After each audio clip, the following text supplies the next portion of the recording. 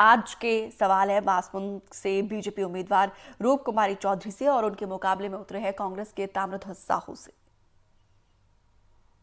आप ये बताएं कि महासमुंद लोकसभा क्षेत्र के जो युवा हैं, इनके लिए अगर हम कहें कि एक एक लाइन में तीन उनके लिए कोई आप योजनाएं बताइए, तो क्या योजनाएं आप बताएंगी? देखिए, युवाओं के लिए सबसे आवश्यक जो बातें होती हैं, युवाओं को रोजगार उपलब्ध कराना। रोजगार का मतलब ये नहीं है कि सिर्फ नौकरी ही, बल्कि नौकरी पेशा में युवा अपने योग्यता क्षमता के हिसाब से आगे आ रहे हैं। इसके साथ साथ उनके स्किल डेवलपमेंट की आवश्यकता है और आज देश के प्रधानमंत्री मोदी जी ने इस पे बेहतर काम किया है और अब युवाओं को उनके स्किल के हिसाब से, उनकी क्षमता के हिसाब से स्वरोजगार उपलब्ध कराएं और वो अपना रोजगार चालू करें, अपना स्किल का उपयोग करें और जो छोटे छोटे काम होते हैं उस पर अपना वो काम करें। तो ये बड़ी चीज़ होती है। कौशल उन्नयन योजना के तहत उनके कौशल का हम विकास करें। महासमुंद लोकसभा क्षेत्र के युवाओं के लिए 3 योजना की जो बात आपने कही, तो मैं समझता हूँ उसमें सबसे पहली योजना होगी संस्कार युक्त शिक्षा की। फिर दूसरी होगी जब वो शिक्षा प्राप्त कर लें तो नौकरी उनके लिए सुलभ हो, ये होगा। और तीसरा उनके लिए होगा नौकरी से जो बच जाएंगे उसके लिए व्यवसाय के बंदोबस्त हो। ये 3 योजनाएं युवकों के लिए हो, युवा के लिए हो, ऐसा मैं मानता हूँ। जी, मैं महासमुंद लोकसभा के लिए जो भी मैं सवाल आपसे कर रहा हूँ, मैं महासमुंद लोकसभा के आधार पे कर रहा हूँ।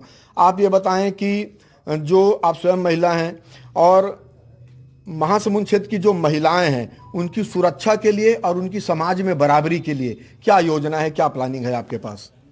समाज में निश्चित रूप से बराबरी, ये जो राजनीति के क्षेत्र में कहें तो 33% आरक्षण लोकसभा और विधानसभा में ये भारतीय जनता पार्टी की ही देन है। पंचायत में जो 50% का आरक्षण, ये भी भारतीय जनता पार्टी का ही देन है। और जो हमारे गांव में निवास करने वाली महिलाएं हैं, उनको भी स्व सहायता समूह के माध्यम से जोड़ करके, एकजुट करके जो काम धाम हमने शुरुआत की थी, ये भी भारतीय जनता पार्टी की ही योजनाएं हैं। बल्कि आपने देखा था कि कांग्रेस की सरकार आने के बाद जो महिलाएं रेडी टू ईट का काम करती थी, मध्याह्न भोजन का काम करती थी और अलग अलग समूह में काम करती थी, उनके काम को कांग्रेस के द्वारा छीन लिया गया और पूरी महिलाएं बेरोजगार हो गई। वो उन्होंने कमीशन के चक्कर में बड़े ठेकेदारों को दे दिया। तो हमारा शुरू से ही ये रहा है कि महिलाओं को आर्थिक संपन्नता प्रदान करें, उनकी योग्यता क्षमता के हिसाब से उनको काम दें और ये सारी चीज़ें मोदी जी के आने के बाद संभव हो पा रही हैं। तो आज गांव की महिलाएं भी आर्थिक रूप से सशक्त हो रही हैं, अपने काम के प्रति जागरूक हैं और उन्होंने छोटे छोटे काम शुरुआत किए हैं। बशर्ते उनको अभी एक मार्केट उपलब्ध कराना है जो उनको इसके लिए कोई प्लानिंग है आपके पास? जी, निश्चित रूप से प्लानिंग है कि हम उसको एक ब्रांड की तरह हम उनको उपयोग करें, क्योंकि वो अपना ब्रांडिंग नहीं कर पाती हैं। उनके सामान, उनके उत्पादन बहुत अच्छे होते हैं, लेकिन गांव की महिलाएं उनकी ब्रांडिंग नहीं कर पाती। तो इसलिए उनको उनके लिए हम मार्केट की सुविधा देंगे और उसका उचित मूल्य हम दिलाएंगे। बराबरी के लिए तो आरक्षण भी है, बराबर दर्जा भी है उनको बराबरी का।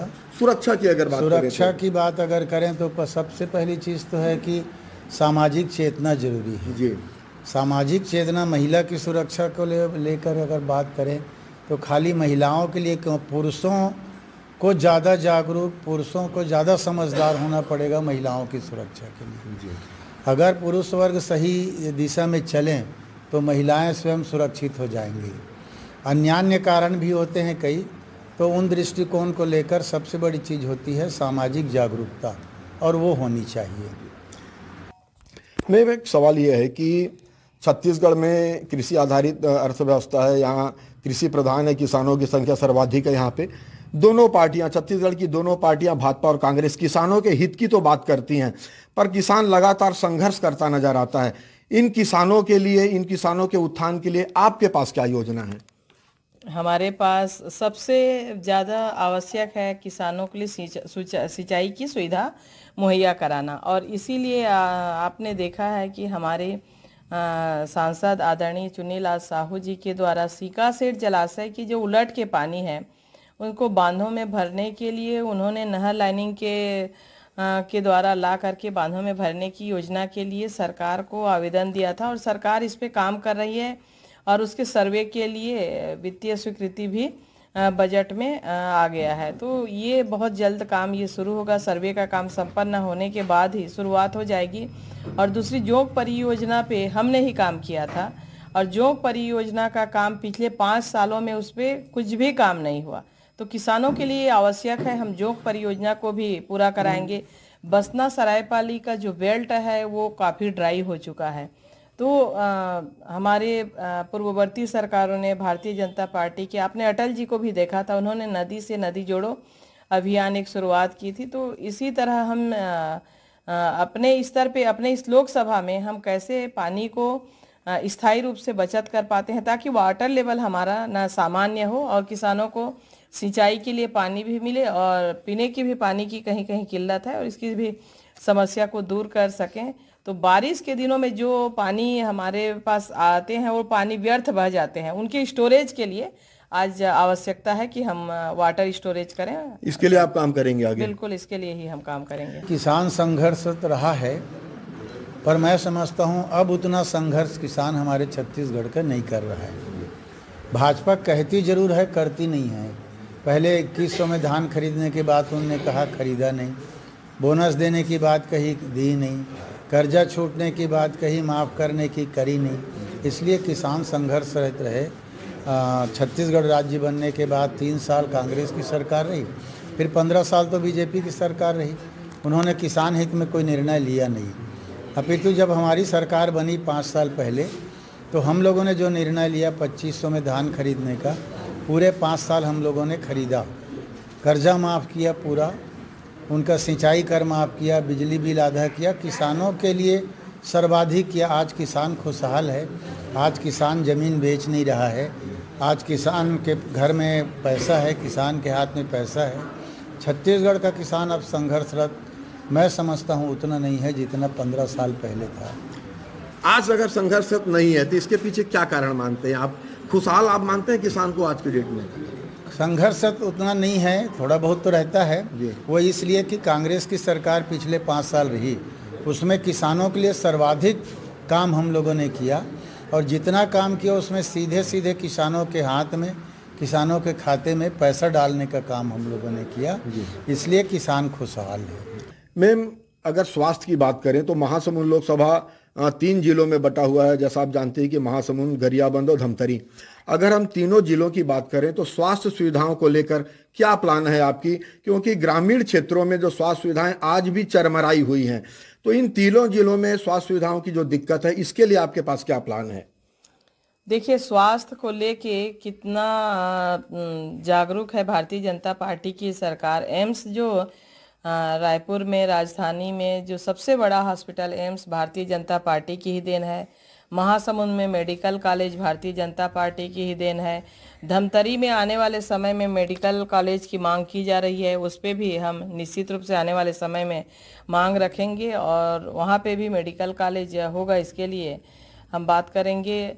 और अभी जो सामुदायिक स्वास्थ्य केंद्र हैं उसमें काफ़ी हद तक हमने डॉक्टरों की भारतीय जनता पार्टी की सरकार आने के बाद नियुक्तियां भी की हैं और आपने देखा है कि 3 महीने ही मात्र हुए हैं सरकार को, भाजपा के सरकार को आने के, और 3 महीने में ही काफ़ी हद तक इन्होंने इस पे काम किया है। और डॉक्टर हमारे पास उपलब्ध होंगे तभी हम उनका पोस्टिंग कराएंगे, तो इसके लिए भर्ती की भी प्रक्रिया, और मेडिकल कॉलेज में हमारे बहुत सारे बच्चे अभी आ रहे हैं, तो इसको बहुत ही जल्द दुरुस्त किया जाएगा। अभी कुछ असुविधाएं हैं, जैसे कि एम्बुलेंस वगैरह की और भी आवश्यकता है, 112 की आवश्यकता है। तो ये छोटी छोटी मांगे हैं और ये इसमें कोई ज़्यादा समस्या नहीं है, इसको जल्द ही ठीक ठाक कर लिया जाएगा।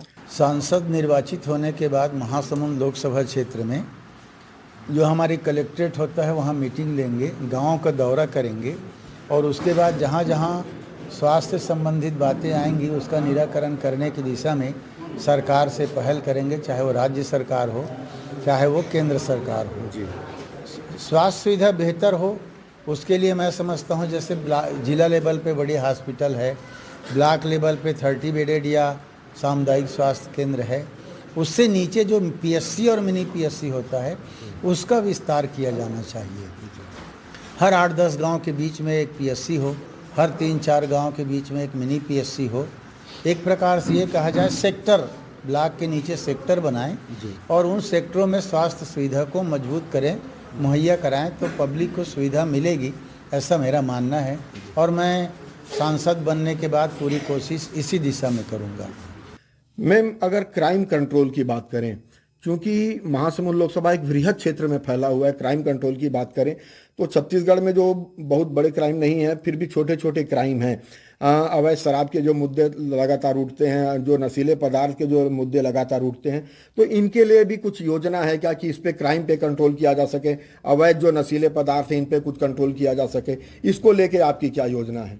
निश्चित रूप से, क्योंकि ये उड़ीसा बॉर्डर से जुड़ता है और गांजा का तस्कर बहुत ज़्यादा होता है, तो इस पे भी हमको रोक लगाने की आवश्यकता है, इस पे बहुत सतर्क रहने की आवश्यकता है। और आप आए दिन देख रहे हैं, चाहे वो सोने के तस्कर हो, चाहे वो गांजा के तस्कर हो, उन पे लगातार कार्रवाइयाँ हो रही हैं और इसमें बहुत जल्द ही नकेल कस लिया जाएगा। निश्चित रूप से इस पे काम करेंगे, क्योंकि इससे जो गांजा तस्कर होते हैं, इस तरह अवैध जो काम होते हैं, इससे समाज पे उसका बहुत ज़्यादा दुष्प्रभाव पड़ता है और सबसे ज़्यादा इस पे परेशान होती हैं तो महिलाएं परेशान होती हैं। अगर घर में कोई शराबी, आदतन शराबी हो गया या गंजेड़ी हो गया, तो ये महिलाओं के लिए, बच्चों के लिए बहुत दिक्कत वाली बात होती है। तो इस पे हम बहुत जल्दी उस पे हम कंट्रोल करेंगे। ये भी आपके योजनाओं में शामिल है? बिल्कुल योजना में शामिल है। और महिलाओं के लिए तो निश्चित रूप से ये आवश्यक है कि महिलाएं जहाँ पे भी शराबी लोग रहते हैं तो महिलाएं ही उस पर प्रताड़ित होती हैं, तो ये निश्चित रूप से हमारी योजना में शामिल है। क्राइम कंट्रोल का जहाँ तक बात है, पिछले 5 सालों में जब हमारी सरकार थी तो क्राइम कंट्रोल हम लोगों ने बहुत बखूबी किया। नक्सली मूवमेंट भी और मैदानी इलाके का क्राइम को भी कंट्रोल किया। छुरा, चाकूबाजी, हत्या, मर्डर, रेप, जितने भी अवैधानिक, जितने भी क्राइम हैं, जितने नेचर के, उस पर काफ़ी कमी आई और हम लोगों ने उस पर काफ़ी कामयाबी हासिल की। और बाद में अगर कोई बात, अवैध शराब की बात आपने कही है, अवैध शराब को तो रोका जाना चाहिए और उसके लिए पुलिस विभाग और आबकारी विभाग को मिलाकर काम करना चाहिए। एक विभाग की जिम्मेदारी नहीं होती। और अवैध शराब ना आए, खपत ना हो, बिक्री ना हो, उसके लिए ठोस और भरपूर पहल जरूर मैं करने का प्रयास करूंगा। मैम, अगर शिक्षा और व्यापार की बात करें तो आप महासमुंद जिले की खुद की रहने वाली हैं आप यहाँ पे, और आप देखते हैं कि महासमुंद जिले में पहले जो कांग्रेस के शासनकाल में आत्मानंद स्कूल की एक योजना आई थी, पर इसके आगे अब चूंकि आपकी सरकार आ गई है तो शिक्षा और व्यापार का भी मजबूतीकरण हो आपके लोकसभा क्षेत्र में। जैसा कि आप धमतरी जिले में देखते हैं कि वहाँ का व्यापार यहाँ महासमुंद जिले के बनिस्बत ज़्यादा मजबूत माना जाता है, तो पूरे लोकसभा क्षेत्र के लिए शिक्षा और व्यापार के मजबूती के लिए क्या योजना है? देखिए, शिक्षा के क्षेत्र में शिक्षा को इन्होंने पूरा धराशाही कर दिया। जितने भी स्कूलों को आत्मानंद के नाम से इन्होंने स्कूल के नामों को चेंज कर दिया, उस पर हमको कोई दिक्कत नहीं है, लेकिन शिक्षा की क्वालिटी को इन्होंने मेंटेनेंस कहाँ रखा। आप देखिए कि टीचर की व्यवस्था जहाँ पे या ब्लॉक मुख्यालय या जिला मुख्यालय के आसपास आप देखेंगे तो जहाँ पे 10-15 बच्चे जहाँ पे हैं वहाँ पे भी तुम 2 टीचर दे रहे हो, जहाँ 150 बच्चे हैं वहाँ भी 2 टीचर दे रहे हो। तो शिक्षा की व्यवस्था को इन्होंने काफ़ी चरमरा दिया और एकदम धराशाही कर दिया। इनका कोई मैनेजमेंट नहीं था। तो शिक्षा के क्षेत्र में हम काम तो कर रहे हैं, लेकिन क्वालिटी वाला शिक्षा होना चाहिए। शिक्षा के मजबूतीकरण के लिए जहाँ पर भी स्कूल नहीं होंगे, स्कूल खोला जाएगा। वैसे अमूमन प्राइमरी स्कूल, मिडिल स्कूल तो खुल चुका है, एक आध कहीं आवश्यकता होगी तो ज़रूर खोले जाने के लिए प्रयास करेंगे। हाई स्कूल, हायर सेकेंडरी की स्कूल की ज़रूर आवश्यकता होगी और उसके लिए सरकार से मिलकर प्रयास करेंगे कि उसकी व्यवस्था हो। उच्च शिक्षा की भी व्यवस्था के लिए प्रयास किया जाना आवश्यक होगा। टेक्निकल एजुकेशन है, ITI वगैरह, तो उसके लिए भी प्रयास करना ही पड़ेगा, क्योंकि सबको नौकरी मिलती नहीं। तो इसलिए व्यवसाय के दृष्टिकोण से, लघु व्यवसाय, निजी व्यवसाय के दृष्टिकोण से टेक्निकल एजुकेशन के ब्रांचेस खोलने होंगे ताकि वो मजबूत हो। शिक्षा के गुणवत्ता में काफ़ी सुधार करना पड़ेगा, क्वालिटी कंट्रोल जिसको कहें उस पर। जैसे हम लोगों ने एक शुरुआत की थी हमारी सरकार में, Swami Atmanand English medium school हम लोगों ने खोला इंग्लिश मीडियम स्कूल की ओर बच्चों का पालकों का रुझान आया। निजी क्षेत्र में स्कूल थे, काफ़ी बड़ी लंबी चौड़ी फीस थी। स्वामी आत्मानंद स्कूल खोलने के बाद इसमें काफ़ी अच्छा शिक्षा के क्षेत्र में क्रांतिकारी परिवर्तन आया है। ऐसा पर्यावरण प्रदूषण मुक्त व्यवसाय अगर हो, व्यापार अगर हो तो ज़्यादा फायदेमंद हो सकता है। कृषि से जुड़ा हुआ व्यापार हो तो और ज़्यादा फायदेमंद इस अंचल के लिए हो सकता है। क्योंकि हमारे यहाँ जो मैं अभी देख रहा हूँ, यहाँ बरसाती फसल में धान तो लेते ही हैं, गर्मी फसल का भी धान सर्वाधिक यहाँ लिया जा रहा है, जो अनुभव कर रहा हूँ। तो कृषि आधारित उद्योग आए, कोई प्रोसेसिंग यूनिट इस प्रकार की बहुत सारी चीज़ें हैं। फल प्रोसेसिंग का है, धान का है, एथेनॉल का है, बहुत सारी चीज़ें हैं कृषि आधारित उद्योग, उसके लिए ज़रूर प्रयास किया जाएगा। मैम, महासमुंद लोकसभा क्षेत्र की अगर हम बात करें, आप चूंकि जिले के ही रहने वाली हैं, तो महासमुंद लोकसभा जिस महासमुंद शहर के नाम से है, वहाँ बाईपास की सबसे ज़्यादा ज़रूरत है आज की डेट में। बागबाहरा में बाईपास की सबसे ज़्यादा ज़रूरत है आज की डेट में। महासमुंद लोकसभा क्षेत्र का जो गरियाबंद जिला है, वहाँ बाईपास की आज की डेट में सबसे ज़्यादा ज़रूरत है। और ये लंबी मांग है, बहुत ज़रूरी और बहुत लंबी मांग है। पिछले कई दशकों से ये मांग चली आ रही, पर अभी तक हुआ कुछ नहीं। मैम, इस पे लेकर आपकी क्या योजना है? इस पे तो आप ना ये सवाल ही नहीं कर सकते कि बाईपास वाले काम पे भारतीय जनता पार्टी की सरकार ने कि आपका नेशनल हाईवे बॉम्बे से लेके कलकत्ता तक ये हमारा देन है। हमारी बात महासमुंद लोकसभा को लेके है। महासमुंद लोकसभा में ही आप देख रहे हैं, धमतरी से विशाखापट्टनम होते हुए बाईपास कितना बड़ा रोड का काम चल रहा है, 6 लेन। फिर उसके बाद आप देख रहे हैं जहाँ पे ओवर ब्रिज की बात करें तो आपने कभी कल्पना किया था कि भीम खोज के पास इतना बड़ा ओवर ब्रिज बन जाएगा? आपने कभी देखा था, सोचा था कि बेलसोंडा के पास? तो रोड, ओवर ब्रिज, बाईपास, इसके ये तो भारतीय जनता पार्टी ने जितने काम किए हैं, माननीय नितिन गडकरी जी ने आज तक इतिहास में किसी ने कोई इतना वर्क नहीं किया था। तो आगे महासमुंद और बागबाहरा का जो बाईपास है, गरियाबंद का जो बाईपास है, अगर आप चुनाव जीत कर आती हैं तो हम उम्मीद कर सकते हैं कि इसमें कुछ आगे बढ़ेगा मामला? बिल्कुल उम्मीद कर सकते हैं, और इसके लिए सरकार पूरी तरह से रोड कनेक्टिविटी पे तो बहुत ज़्यादा काम कर रही है, और आवश्यकता के अनुरूप ये मांग है तो निश्चित रूप से वो पूरी भी होगी। बाईपास की मांग हमारे पास जितनी आई, पिछले 5 साल में पीडब्ल्यूडी मंत्री भी था, आप देखेंगे छत्तीसगढ़ प्रदेश में सड़कों का जाल हम लोगों ने बिछाया है जी। और जो मार्ग 5 घंटे का था वो आज 1 घंटे 1.5 घंटे में तय हो रहा है। मैं खुद भी चल रहा हूँ, इसका मतलब पूरा हो गया ये नहीं कहता मैं, लेकिन सर्वाधिक सड़कें हम लोगों ने बनाई। अभी हम लोग आ रहे थे तो हमारे पूर्व मंत्री आदरणीय देवेंद्र बहादुर सिंह जी ने कहा सड़कों में जो चल रहे थे, इस सड़क में चलना दुर्भर था, अब बहुत अच्छा है। तो हम लोगों ने वो काम भी किया है। रही सवाल बाईपास निर्माण की बात, बहुत जगह बाईपास की बात हमारे सामने जितनी आई, लगभग बाईपास हम लोगों ने स्वीकृत किया और उसका निर्माण भी किया। उम्मीद की बात है कि मैं कोशिश करूंगा, यहाँ सरकार मेरी नहीं है, मैं अपनी ओर से पूरी कोशिश करूंगा कि ये हो, और विश्वास भी करता हूँ कि ये हो सकता है। एक बड़ी बात रेल लाइन को लेके है। आप जहां रहती हैं, आप लोग खुद ने रेल लाइन के लिए बहुत संघर्ष किया है, आप लोगों की मांग रही है, और आपके परिवार के भी जो लोग जनप्रतिनिधि हैं उनकी भी ये मांग रही, उन्होंने भी एक लंबी लड़ाई लड़ी है। अब आप खुद चुनाव लड़कर सांसद के लिए चुनाव लड़ रही हैं। अगर आप यहाँ चुनाव जीतती हैं तो आपके खुद अपने क्षेत्र के लिए रेल लाइन सबसे बड़ी मांग है, क्या होगा, क्या करेंगे आप? तो निश्चित रूप से पूरा होगा। इसके लिए हमने पिछले 10 सालों से हम रेल लाइन के लिए संघर्ष कर रहे हैं, और हमने उस पर काफ़ी हद तक सफलता पाई है। निश्चित रूप से चुनाव जीतने के बाद सबसे पहला काम जो रायपुर से बड़गढ़ तक की रेल लाइन की मांग है वो निश्चित रूप से पूरी हो जाएगी। मैं कभी आश्वासन की राजनीति तो करता नहीं, इसलिए आश्वासन देने का काम नहीं करूंगा। पहल जो करना है, जो मेरी जिम्मेदारी है, वो जरूर करूंगा जी।